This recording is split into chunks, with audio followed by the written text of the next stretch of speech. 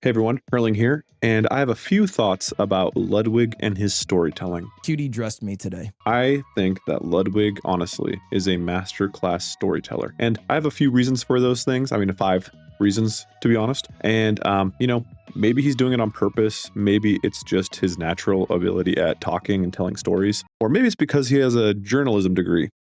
Who knows? Nevertheless, I think that Ludwig tells stories in an amazing way, and it actually keeps people engaged when he talks. Like, think about it. He's doing hours and hours of streams, like even on his subathon, right? Yeah, he was sleeping sometimes. But most of the time when Ludwig is speaking, a lot of people are engaged with what he's saying. Like, he's telling a story, or he's telling something about a current event, or maybe he's planning something in the future. He always has this way of telling things that just keeps you locked in somehow. What's up, heroes? The zany sidekick here. For example, I was perusing his channel casually, right, as you do, and I saw his video, I Messed Up.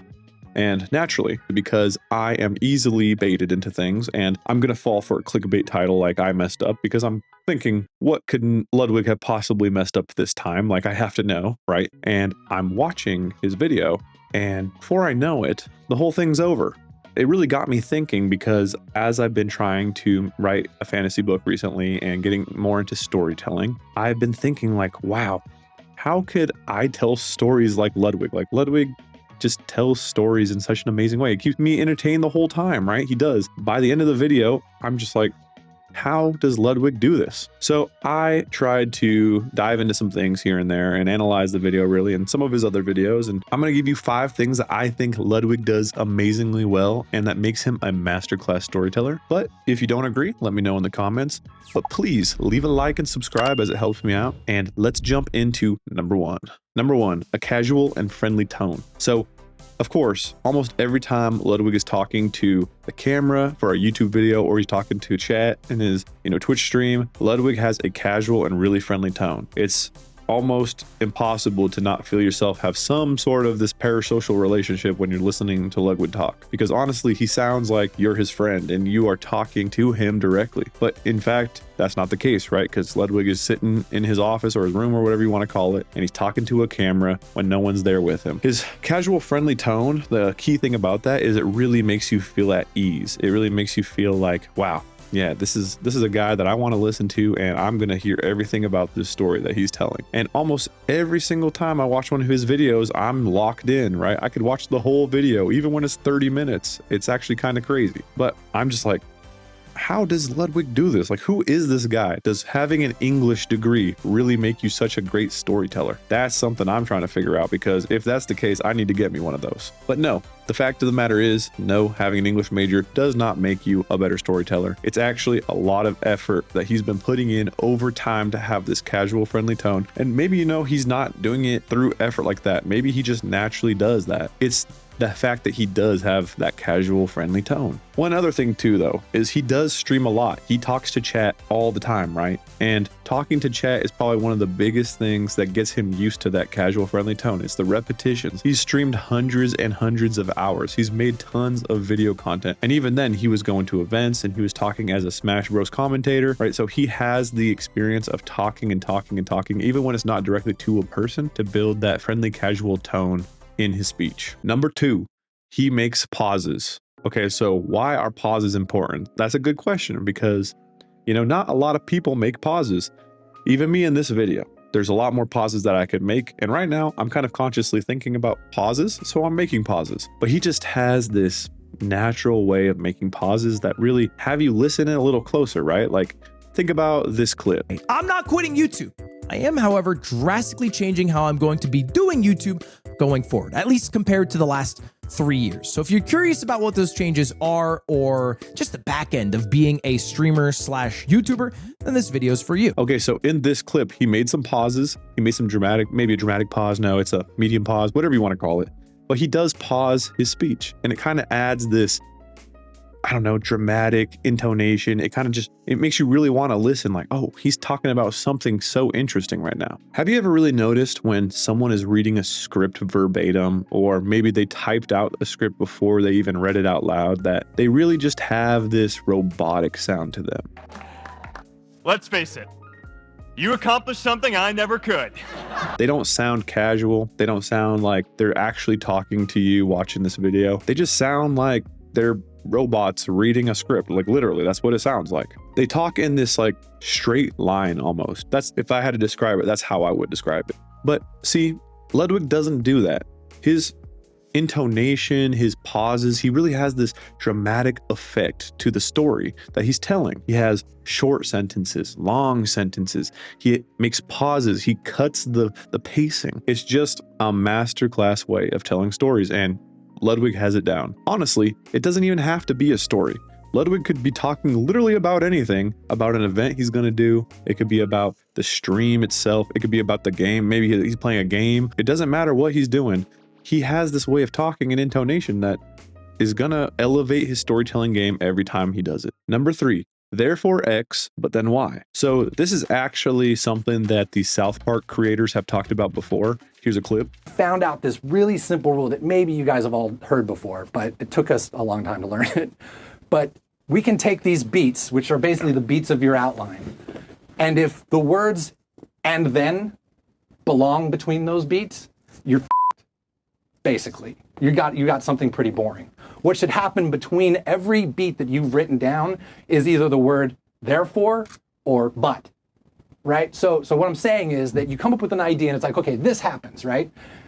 And then this happens. No, it should be this happens and therefore this happens. But this happens, therefore this happens. And the South Park creators, they mentioned that, you know, you have therefore X, but then Y happens, and therefore X, but then Y happens. It's kind of like this repeating loop of storytelling that keeps the watcher entertained, because you're not really expecting what's going to happen, because you're expecting X to happen, but then Y happens. I really want to drive this point home because I think it actually is an important method in storytelling, especially when you're going for that, you know, I thought I was going to do something today, but it turns out that something else happened, right? It really is key to making a story interesting when you're listening for the first time. So let's go into some clips that I want to show you that Ludwig does this thing. And by the way, I'm Doe back here.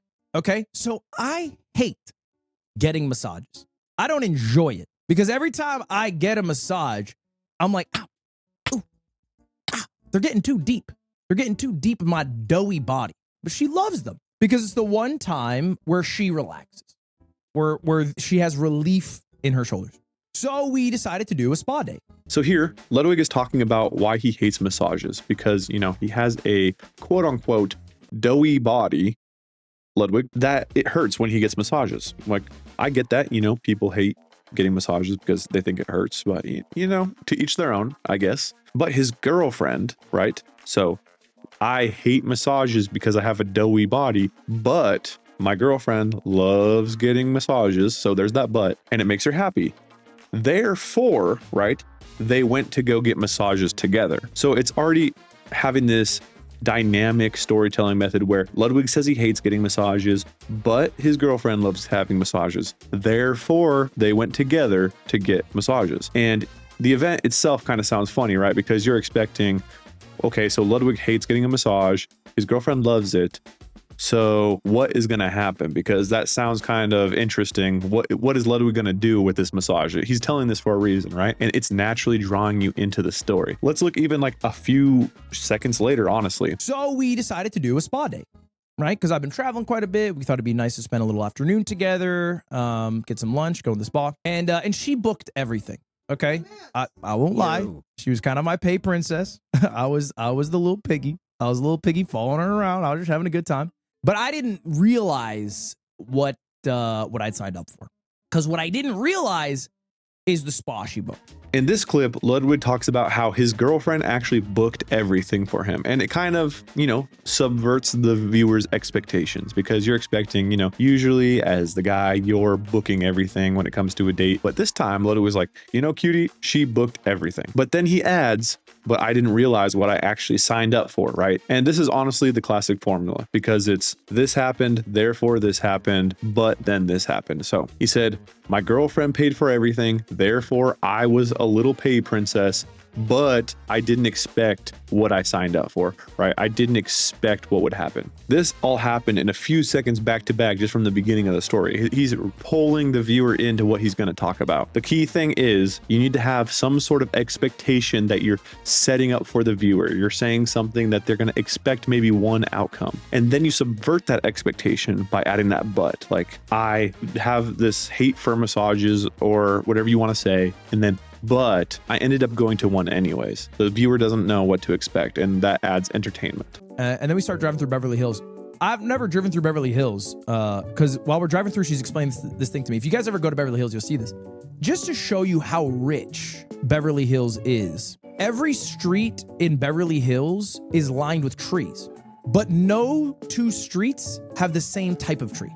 Every street has their own unique trees that line the roads. In this one, Ludwig is talking about the trees down each row of the road and how they all have different variants and different types. But the way that he's conveying this type of story, right, it's a little different because he's saying, as you would expect there to be all the same kind of trees down each row, it was completely different and out of the ordinary. And he's like, there's actually these unique individual trees down each row. This is really subconscious storytelling, and it's pulling the viewer in, right? Because you're expecting like, okay, this place that he's going to is so weird. It's completely out of the ordinary. Like, I've never been to Beverly Hills personally, and I'm just like, okay, this is crazy because you have people so rich living in the area that they have each unique individual trees down each row. And that is a little weird. I've never personally seen that before. And that the fact that it is weird really pulls in the viewer. And also, you're just sitting here like, okay, what's going to happen next? Okay, so they have all these unique individual trees, right? What is the hotel going to be like? Or what is the massage going to be like? Even in the first place, because he's going to go get a massage and I have no idea what to expect. Number 4, gestures and expressions. So it is not a surprise to say that Ludwig knows how to talk in a very interesting manner. He knows how to have that dynamic way of conversing, and he also uses his body and his hands to talk. At the beginning of the clip, right, he's shrugging his shoulders, he's like, or whatever he's doing, and that is adding a dynamic range to his storytelling, because it's not only his words that you're listening to, you're also listening to his body language. And body language, as you know, you've probably heard before, is what's conveying most of the message, what's conveying most of the meaning. And a person that adds body language to a story really adds a dynamic level of range that will pull the viewer in and make it entertaining. Also, it is important to note that Ludwig's personal classic way of starting off with some gestures or a storytelling is he always grabs the mic like this and moves it in closer. He's always like, so chat, today I was going to talk about blah, blah, blah. 4 years ago, tomorrow, I spent more than 50K. I end up spending 53K in a bidding war to game with Shroud for 1 hour. Right? That grabbing the mic and pulling it in, it's just another layer of the pie that makes the story interesting. You know, he really drives in that I'm your friend kind of vibe when he's telling a story. And even though, you know, streamers don't want that parasocial relationship because it kind of makes it weird, at the same time, that parasocial relationship type vibe when you're telling a story to make it entertaining has the viewer hooked. Like, the whole point of YouTube, right? The key metric is watch time. If you wrote C, watch time is the most important metric, you are correct. Like, how long does a viewer hold onto your video? How long are they watching through it? Especially if it's like a 30-minute video, right? Like, can you imagine what YouTube is doing to your video when you have a 30-minute video and a huge portion of the people watching hit past the 15-minute mark? Like, that's actually crazy because of YouTube's like, wow, this viewer is super hooked on this video. It's 30 minutes long. They're watching 15 plus minutes, 20 minutes, 25 minutes, right? They're almost watching the whole video. That really will boost it in the algorithm. And there is a strategy to do that for these creators. So there's that give and take of the parasocial relationship, right? Like, it's not good because you don't want your viewers thinking that they actually know you for real and they can invade your privacy. But at the same time, it does add to that retention, right? Because they're going to watch your video. They think you're their friend, like, actually. And I just thought that was quite interesting. Number 5, hooks. All right, everyone has heard of hooks. It's super simple, super key concept, right? He hooks the viewer. He hooks you when you're watching. Every time you click on a YouTube video, I guarantee you there's going to be a hook at the beginning of some kind. At the beginning of this video, right, he has a hook. Okay, Cutie dressed me today. It's not my shirt. Cutie dressed me today. Other videos. Maybe it's a viewer saying something. Maybe it is, I don't know, something crazy going on. I'm bald. No, it wasn't clickbait. I'm actually bald. Maybe he's even in a costume. The thing is, you have to have a hook to your storytelling. That is the one way to get someone to pay attention to what you're talking about. So he has to have a hook. There is no way he's not going to have a hook in any video. Even in his streams, he starts the streams off with a hook. Boys, today the plan is simple. Day 7. I have been basically made by one single game. All right, chat. Today, the plan is very simple. All we are doing on stream today is watching 500 YouTube shorts. Okay, hooks are so key. He has got that skill on lock. He will never forego a hook. So that is 5 reasons why I think, personally, Ludwig is a masterclass storyteller. He is basically one of the most goated people when it comes to telling a story, viewer retention, hooking you in, really driving that engagement. Like the fact that he can do a subathon for a long time, right? And he can have you entertained almost the whole time. It's actually kind of crazy. He's going to do all these events. The events go crazy. He's talking as a commentator, right? He's keeping you entertained. He just has this skill on lock. And I think that he needs to be recognized for that, because honestly, I would love to learn everything I could from him to see what he does to make myself more entertaining. Because honestly, I think people could do with a little more entertainment in their storytelling, right? Let's not be boring. Anyways, thank you for watching. I really appreciate it. I hope you liked what I was talking about. If you agree with me, please leave a like. Please subscribe. It would really help me out. And I will see you in the next video. Peace.